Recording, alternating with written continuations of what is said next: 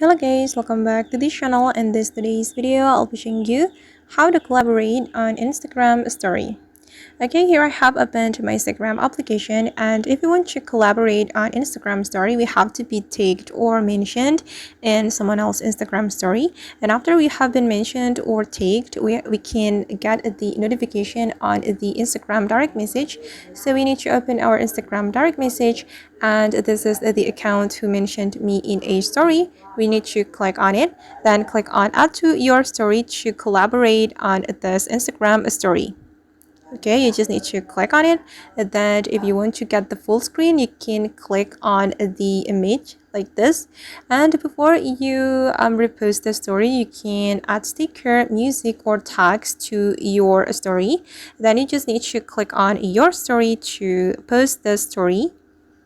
Okay, and I'm going to check it. I'm going to open my story, and just wait for a moment because the story now is being uploaded. And this is the result. Okay, as you can see that here we can see the collaboration. Here I have collaborate with my friends with this account, Alright guys, and that's how we can collaborate on Instagram story. I hope this tutorial will be useful for you. Thank you so much for watching, and see you in the next video.